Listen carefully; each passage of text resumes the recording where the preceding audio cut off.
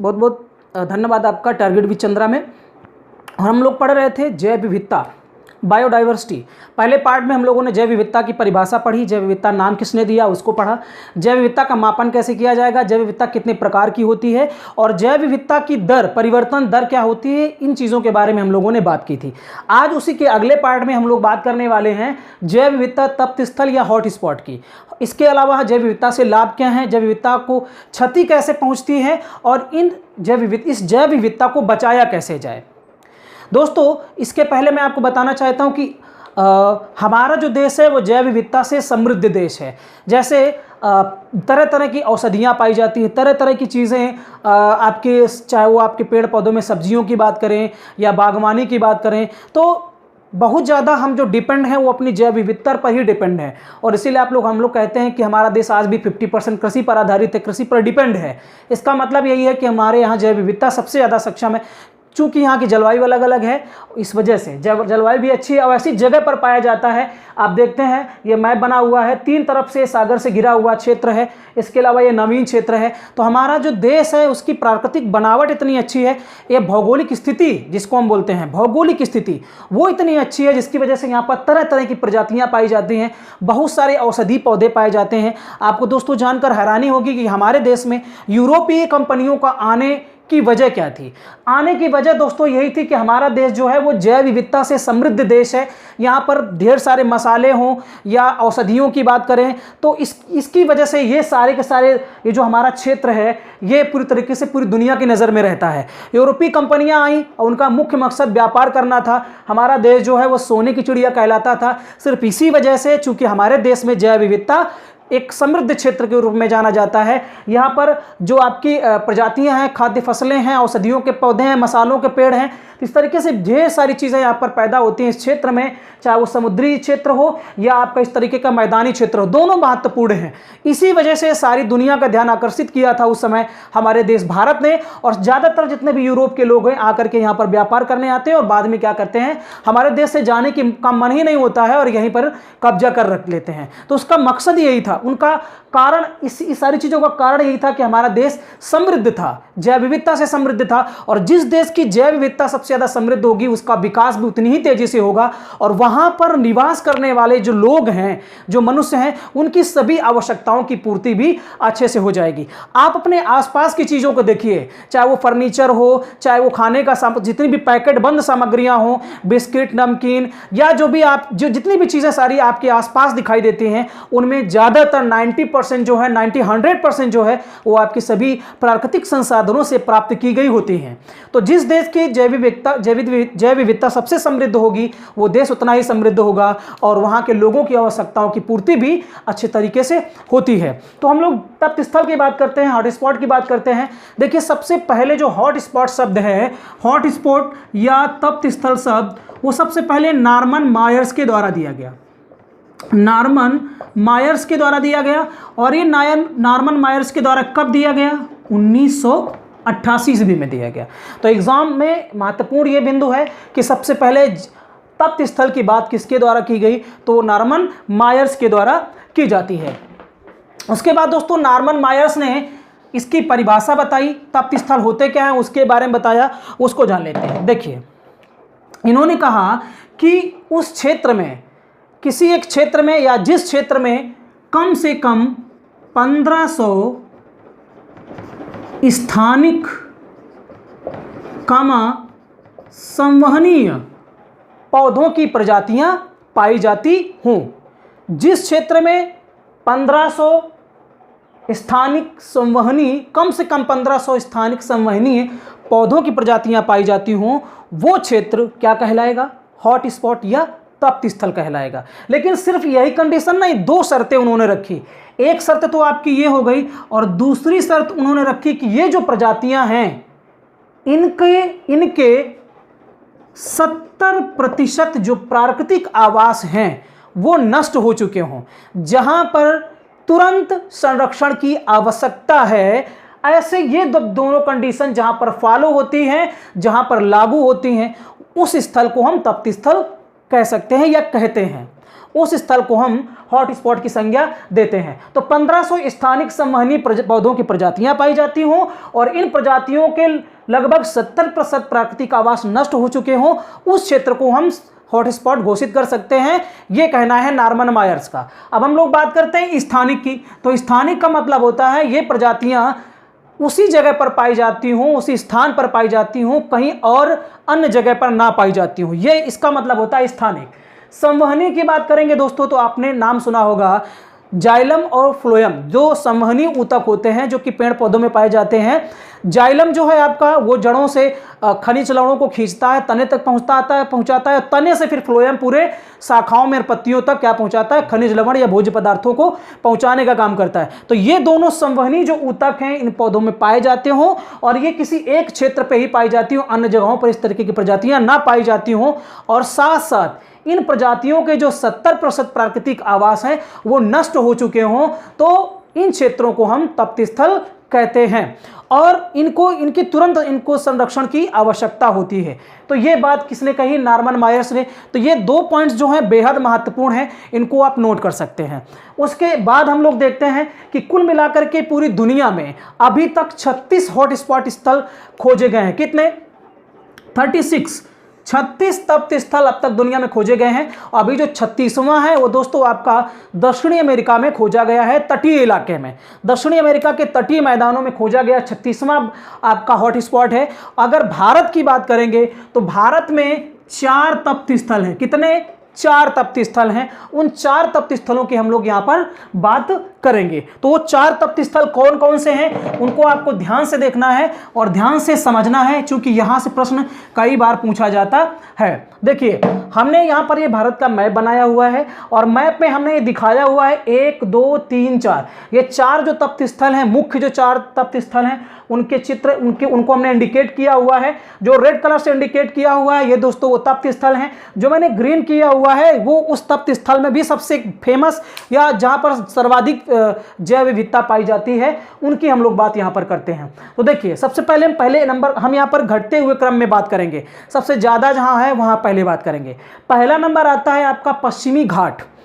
दोस्तों पता है ये पूर्वी घाट कहलाता है और ये पश्चिमी घाट कहलाता है। तो पश्चिमी घाट जो है वो जैव विविधता की दृष्टि से सबसे ज़्यादा भारत में समृद्ध क्षेत्र है और भारत का जितना क्षेत्रफल है जैव विविधता हॉटस्पॉट का उसमें से 52% जैव विविधता, पूरे भारत के क्षेत्रफल की 52% जो जैव विविधता है वो आपका पश्चिमी क्षेत्र में पाई जाती है, पश्चिमी घाट में पाई जाती है। कुल मिलाकर के गुजरात से लेकर के आपका ये श्रीलंका के मुहाने तक ये 1600 किलोमीटर में ये आपका जैव विविधता स्थल फैला हुआ है और सबसे ज़्यादा ये पश्चिमी घाट में ही पूरे भारत में जैव विविधता पाई जाती है। इस चीज़ को आप नोट कर लीजिए। तो हम राज्यों की बात करेंगे तो आपका गुजरात हो गया, महाराष्ट्र हो गया, इसके बाद आपका ये गोवा पड़ता है, तमिलनाडु है, केरल है, इसके बाद आपका श्रीलंका तक ये जो है ये रेखा श्रीलंका तक जाती है। तो ये आपका पश्चिमी घाट वाला तप्त स्थल है। भारत में सबसे ज़्यादा सर्वाधिक जैव विविधता यहीं पर पाई जाती है। अब और इसी को सबसे ज़्यादा संरक्षण की भी आवश्यकता है। अब हम बात करें कि पश्चिमी घाट में भी सबसे ज़्यादा, कई बार एग्जाम में ऐसे प्रश्न पूछ लेता है, तो पश्चिमी घाट में भी सबसे ज़्यादा जैव विविधता समृद्ध क्षेत्र की बात करेंगे तो वो दोस्तों है आपका अन्नामलाई पहाड़ियाँ और जो आपका साइलेंट वैली है केरल की। तो केरल वाला जो एरिया है वो सबसे ज़्यादा जैव विविधता से समृद्ध क्षेत्र माना जाता है भारत में। तो फर्स्ट नंबर पर आपका ये आएगा। सेकंड नंबर की दोस्तों बात करेंगे तो आपका जो पूर्वोत्तर वाला राज्य है, यहाँ पर हम लिखे दे, यहाँ पर बना हुआ है पूरा, आप मैप पे देख सकते हैं, लिखने की कोई आवश्यकता नहीं है। ये पूर्वोत्तर भारत वाला राज्य है। इसको हम ऐसे भी कह सकते हैं इंडो बर्मा क्षेत्र, इंडो बर्मा क्षेत्र। इसके बाद आपका ये बर्मा क्षेत्र आ जाता है। तो ये वाला जो एरिया पूरा आता है भारत में, ये वाला एरिया, और ये इंडो बर्मा की बात करेंगे तो पूरा बर्मा जो म्यांमार है वो वाला एरिया, इसको हम भारत, इस क्षेत्र को जो पूर्वोत्तर आपका अरुणाचल प्रदेश, मेघालय और इसके अलावा असम तो यहाँ तक फैला हुआ है, मणिपुर, मिजोरम, ये जो नागालैंड, ये जो क्षेत्र हैं ये दोस्तों आपको भारत में अगर जैव विविधता की दृष्टि से सेकेंड नंबर पर सबसे समृद्ध क्षेत्र हैं और इनको जैव विविधता, भारत में इनको जैव विविधता का द्वार कहा जाता है। पूर्वोत्तर राज्यों को भारत में जैव विविधता का द्वार कहा जाता है। दोस्तों अमेजन दुनिया में सबसे ज़्यादा अगर जैव विविधता समृद्ध क्षेत्र है या जहां सबसे ज़्यादा बायोडाइवर्सिटी पाई जाती है, वो दोस्तों आपका उष्णकटिबंधीय क्षेत्र है। और उस उष्णकटिबंधीय क्षेत्र में भी सबसे ज़्यादा, अगर हम देश की बात करेंगे तो दक्षिणी अमेरिका, और दक्षिणी अमेरिका में हम अगर प्रायद्वीप की बात करेंगे तो दक्षिणी अमेरिका, और दक्षिणी अमेरिका में किसी देश की बात करेंगे तो ब्राजील दुनिया का एक ऐसा देश है जहां सबसे ज्यादा जैव विविधता पाई जाती है। वहां पर अमेजन वर्षावन होते हैं, और अमेजन वर्षावनों को दुनिया का फेफड़ा भी कहा जाता है। क्या कहा जाता है? दुनिया का फेफड़ा, क्योंकि सबसे ज्यादा यहां पर ऑक्सीजन मुक्त होती है, क्योंकि इतनी ज्यादा घने जंगल यहां पर पाए जाते हैं। तो उसी तरीके की प्रजातियां जो हैं वो भारत में आपके पूर्वोत्तर राज्य में पाई जाती हैं, और भारत में द्वितीय स्तर पर यह समृद्ध क्षेत्र है। कौन सा? जैव विविधता का क्षेत्र। तो ये भी आप याद रख सकते हैं।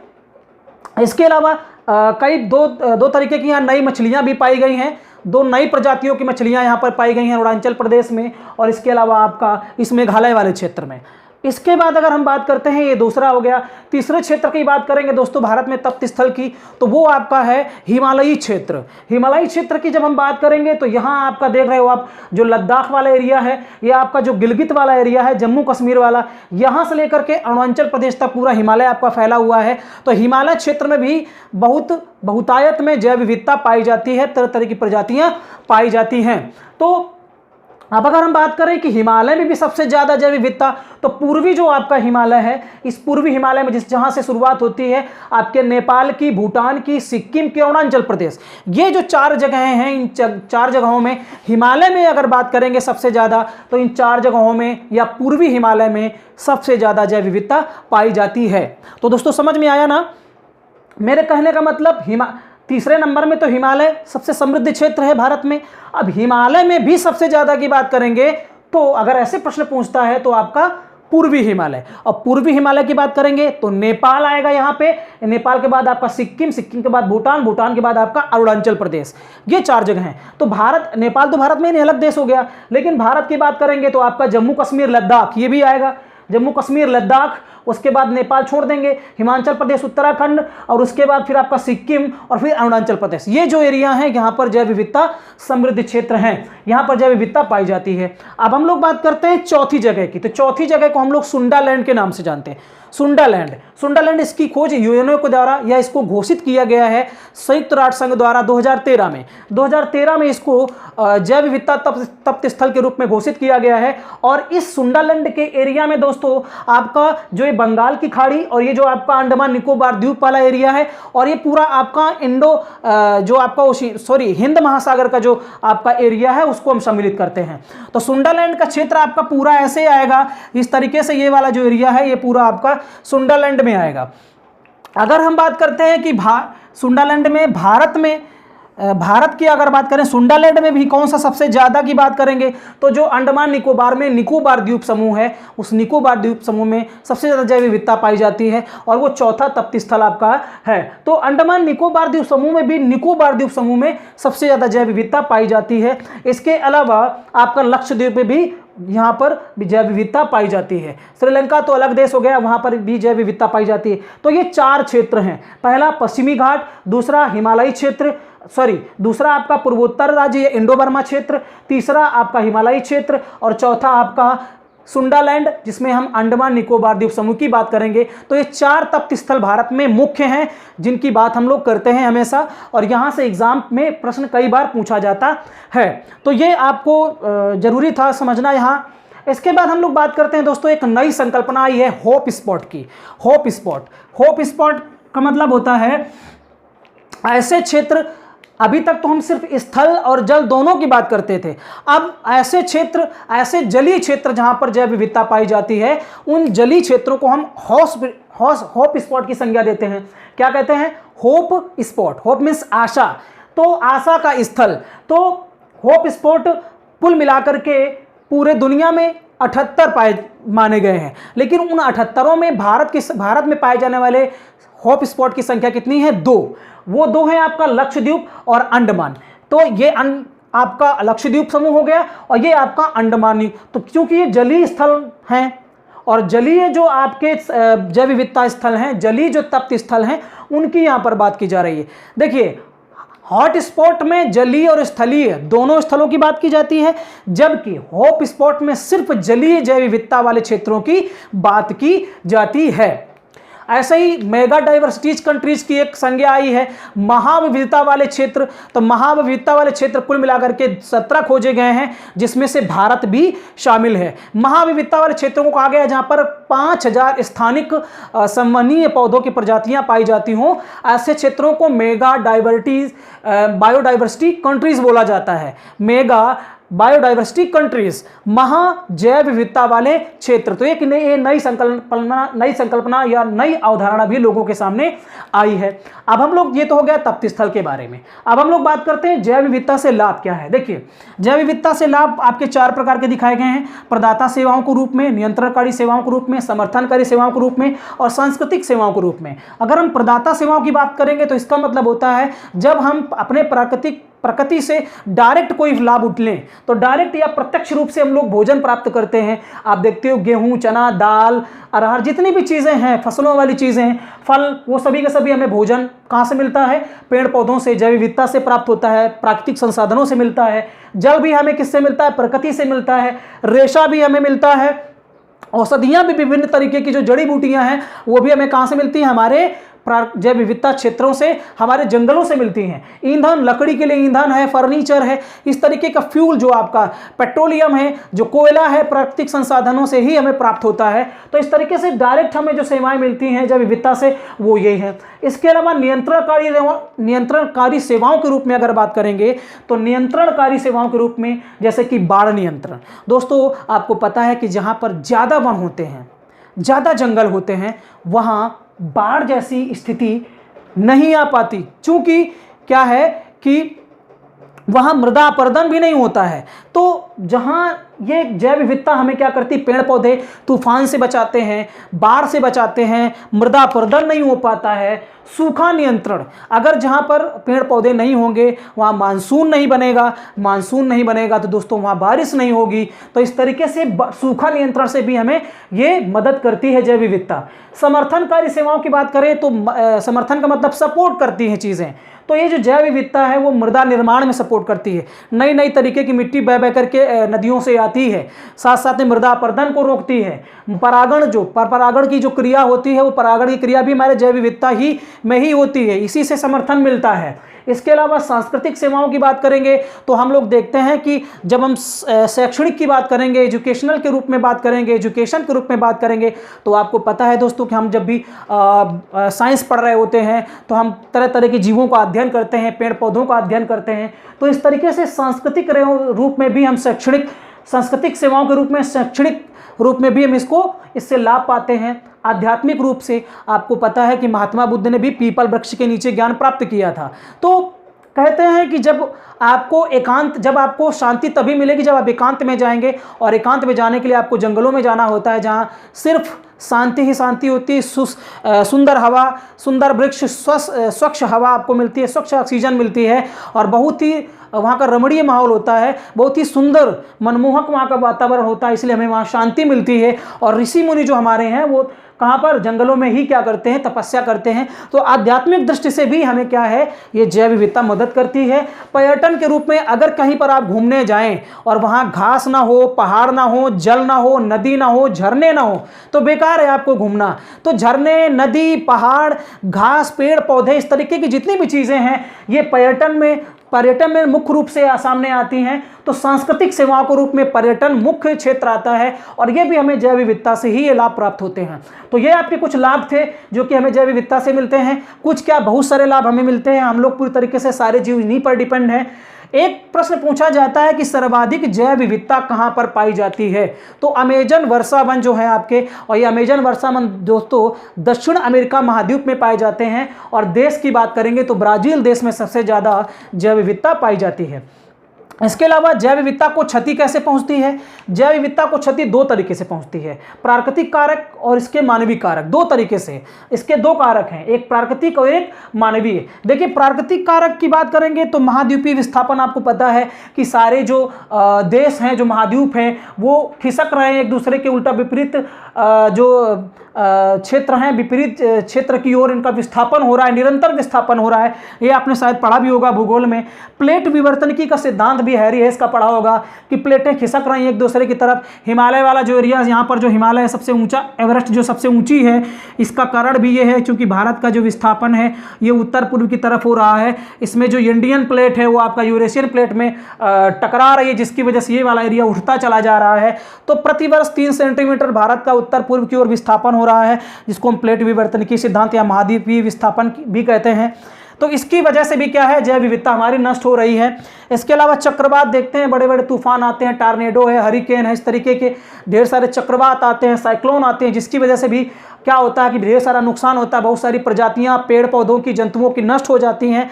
तो चक्रवात की वजह से, भूकंप की वजह से भी। इसके अलावा आपने देखा होगा ज्वालामुखी उद्भेदन भी होता है, बड़े बड़े ज्वालामुखी फट पड़ते हैं, जिसकी वजह से क्या होता है कि ढेर सारा लावा जंगलों में बह जाता है और वो लावा, गर्म लावा क्या करता है, वनस्पतियों को पूरी तरीके से नष्ट कर देता है। छोटे मोटे जो जीवधारी हैं वो भी नष्ट हो जाते हैं। तो ज्वालामुखी उद्भेदन भी क्या है, एक प्राकृतिक कारक के रूप में माना जाएगा। इसके अलावा जलवायु परिवर्तन भी होता है, और जलवायु परिवर्तन में आप देखते हो कभी सूखा है, कभी बाढ़ है, इससे भी ढेर सारा नुकसान होता है हमारी इस प्राकृतिक संसाधनों का। तो ये प्राकृतिक कारक हैं। लेकिन एक चीज आपको जान लेना जरूरी है कि प्रकृति में जो चीजें होती हैं, प्रकृति मान लो अपने आप को नष्ट कर रही है तो अपने आप को कवर भी कर लेती है, सर्वाइव भी कर लेती है, अपने आप को दोबारा बना लेती है। लेकिन सबसे खतरनाक जो कारक है वो है मानवीय कारक, जो कि दोबारा फिर वो बनता भी नहीं है, उसको संभाला नहीं जा सकता है। तो प्राकृतिक कारक कहीं ना कहीं जो है वो प्रकृति के द्वारा ही आते हैं और ये अपने आप को नियंत्रण भी कर लेती है, प्रकृति संभाल भी लेती है। इससे जैव विविधता को कम नुकसान होता है, हम ये कह सकते हैं। लेकिन मानवीय कारकों की बात करेंगे तो मानवीय कारकों में जो मानव है उसने क्या किया है कि जंगलों की ढेर सारी कटाई की है, आवास विनाश हुआ। जो आपके जीव जंतु हैं, जब आप किसी जंगल को, जब इंडस्ट्री लगाएंगे, किसी जंगल को काटेंगे तो बहुत सारे जीवधारियों के आवास नष्ट हो जाते हैं। कहीं शेर की गुफा नष्ट हो गई, कहीं पक्षियों के घोंसले नष्ट हो गए, कहीं सांप का बिल नष्ट हो गया। तो इस तरीके से जितने भी जीवधारी हैं वो छोटे से बड़े सभी के आवास विनाश किसके द्वारा किया जाता है, मानवों के द्वारा किया जाता है। आवास विखंडन का मतलब है कि ये मान लो कि कोई क्षेत्र है, ये जैव विविधता का क्षेत्र है। अब आपने क्या किया कि यहाँ पर बस्ती मानव की है, इसने क्या किया कि बढ़ा करके बस्ती यहाँ तक कर ली, तो ये वाला एरिया भी क्या हुआ, यहाँ से कट करके इधर चला गया, बस्ती में चला गया, मानवों के द्वारा प्रयोग कर लिया गया। इसको हम आवास विखंडन भी कहते हैं। औद्योगिकीकरण, ढेर सारा मैंने पहले ही बात की कि इंडस्ट्री लगाई जा रही है, फैक्ट्रियाँ, कारखाने लगाए जा रहे हैं। कारखाने खोलने वाले क्या कर रहे हैं कि उनको इससे मतलब ही नहीं है कि जीवधारियों को नुकसान हो रहा है, लोगों को नुकसान हो रहा है, जलवायु को नुकसान हो रहा है और ग्लोबल वार्मिंग हो रही है और लोग मर रहे हैं, बहुत सारी समस्याएं आती हैं, उससे मतलब नहीं है। उनको अपने स्वार्थ से मतलब होता है और वो इंडस्ट्री लगाते चले जाते हैं। लेकिन उसी का कारण ये है कि आज मानव जो है वो, उसको आज जलवायु परिवर्तन को समझने की आवश्यकता है, जैव विविधता को बचाने की आवश्यकता है, क्योंकि जैव विविधता बचेगी तभी हम बचेंगे। लेकिन मानव ये समझता नहीं है जल्दी से। तो ढेर सारे जो उद्योग धंधे हैं वो चल रहे हैं, उनसे धुआं निकलता है, पेड़ पौधों को इंडस्ट्री लगाने के लिए काटा जाता है, जंगलों की कटाई होती है। तो इन इंडस्ट्रियल एरियाओं से प्रदूषण भी होता है, वायु प्रदूषण, जल प्रदूषण, बहुत सारा केमिकल बहा दिया जाता है, जिससे कि जमीन क्या है, जमीन एकदम से आपकी उसकी उर्वरा शक्ति खत्म हो जा रही है, ऊसर बन जा रही है, पेड़ पौधों की कटाई की जा रही है। निर्वनीकरण अर्थात पेड़ पौधों की ढेर सारी कटाई की जा रही है, जिससे कि क्या है, जीव जंतुओं, पेड़ पौधों को ढेर सारा नुकसान हो रहा है। प्राकृतिक संसाधनों का अतिदोहन, जो प्राकृतिक संसाधन है जैसे कि आपका जल है, आपका ये पृथ्वी है, आपका पेट्रोलियम है, आपका कोयला है, तो इस तरीके से जो दोबारा नहीं मिलने वाले हैं, प्रकृति से हमें मिलते हैं, जिनका भंडार जो है वो सीमित है, उसका हम अतिदोहन करते चले जा रहे हैं। इससे भी हमें हमारी जैव विविधता नष्ट हो रही है। तो हम ये कह सकते हैं कि जैव विविधता को नष्ट करने वाला सबसे बड़ा कारक जो है वो दोस्तों मानवीय कारक है। मानव ही सबसे बड़ा जैव विविधता का शत्रु या पर्यावरण का सबसे बड़ा शत्रु जो है वो मानव ही है, जो कि अपने पैर पर कुल्हाड़ी मार रहा है। उसको लगता है कि हम धनी होते चले जा रहे हैं, उसका विकास हो रहा है। लेकिन यहाँ पर हम बात करते हैं कि जैव विविधता संरक्षण के बारे में क्या क्या उपाय किए गए हैं। तो यहाँ पर हम थोड़ा संक्षेप में पढ़ेंगे, डिटेल में पढ़ने के लिए हम दूसरा वीडियो बनाएंगे। तो जैव विविधता संरक्षण के बारे में दो प्रकार से इसको संरक्षित किया जाता है। एक तरीके को हम स्वास्थाने बोलते हैं इन सीटू, दूसरे तरीके को हम परास्थाने या बाह्य स्थाने बोलते हैं या एक्स सीटू कहते हैं। तो स्वस्थाने का मतलब है कि जहाँ पर जीवधारी या पाए जाते हैं, जीवधारी वनस्पतियाँ पाई जाती हैं, उनको उनके ही क्षेत्र में, उनके घर में ही उनको संरक्षित कर दिया जाए, उनको वहीं पर बचा लिया जाए, उनकी वहीं सुरक्षा कर दी जाए, उनके घर में ही उनकी सुरक्षा कर दी जाए, इसको हम स्वस्थाने बोलते हैं। और इसके लिए कई तरीके की प्रोग्राम चल रहे हैं, जैसे कि राष्ट्रीय पार्कों की स्थापना, वन्य जीव अभ्यारण्य है, जैव मंडल आरक्षित क्षेत्र हैं, संरक्षण रिजर्व हैं, टाइगर रिजर्व हैं, सामुदायिक रिजर्व हैं। ऐसा ही परास्थानों की बात करेंगे तो जीवधारियों को जब कृत्रिम रूप से मानवों द्वारा निर्मित संरक्षित जगहों पर रखा जाता है तो इसको हम स्वस्थाने परास्थाने या बाह्य स्थाने की संज्ञा देते हैं।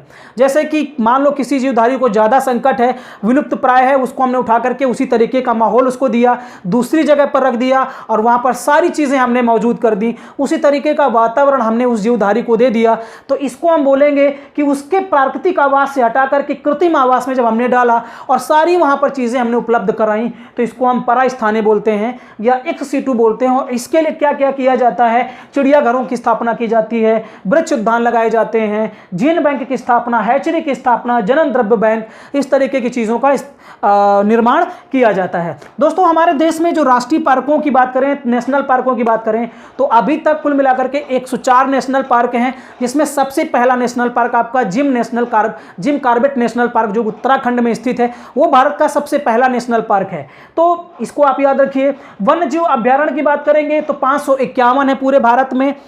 देखिए, राष्ट्रीय पार्क का मतलब है ऐसे आरक्षित क्षेत्र जहां पर पूरी तरीके से प्रतिबंध है लोगों को जाने के लिए। ना तो वहां पर आप चारा वाला इस्तेमाल कर सकते हैं, चारागाह का बना सकते हैं, ना वहां घूम सकते हैं। कोई भी मानवीय जो गतिविधियां हैं, उन मानवीय गतिविधियों को पूरी तरीके से प्रतिबंधित कर दिया जाता है। ऐसे क्षेत्रों को हम नेशनल पार्क कहते हैं। लेकिन जब हम वन्य जीव अभ्यारण्य की बात करते हैं तो वन्य जीव अभ्यारण्य वो होते हैं जहां पर कुछ सीमा तक, कुछ शर्तों के साथ, कुछ हद तक मानवीय गतिविधियों को दिया जाता है, अंजाम दिया जाता है। जैसे कि वहाँ की कुछ जो लोग रहने वाले होते हैं उनको वहाँ पर चारा करने के लिए, लकड़ी एकत्रित करने के लिए, औषधि एकत्रित करने के लिए छूट दे दी जाती है। तो ऐसी जगहों को वन्य जीव अभ्यारण्य कहते हैं। और भारत में कुल मिलाकर के 551 वन्य जीव अभ्यारण्य हैं। हम जैव मंडल आरक्षित क्षेत्र की बात करेंगे तो भारत में कुल मिलाकर के 18 हैं और 11 ऐसे जैव मंडल आरक्षित क्षेत्र हैं जो कि आपके वर्ल्ड बायोस्फीयर जो क्षेत्र हैं, जो विश्व का जैव आरक्षण है, उसमें 11 स्थानों को शामिल किया गया है। 18 में से 11 क्षेत्रों को विश्व के जो पूरे कुल मिलाकर के 686 जो आपके हैं क्या जैव मंडल आरक्षित क्षेत्र, तो विश्व के 686 जैव मंडल आरक्षित क्षेत्रों में 11 को शामिल किया गया है। लेकिन भारत में कुल मिलाकर के इनकी संख्या कितनी है, 18 है। बायोस्फीयर की दोस्तों बात करेंगे तो ये बायोस्फीयर देख रहे हैं, यहाँ पर आपको एक ये अंडाकृति दिख रही है। ये वाला स्तर जो बीच वाला है, इसमें 3 लेयर है। एक लेयर ये है, इसके बाद ये दूसरी और ये तीसरी।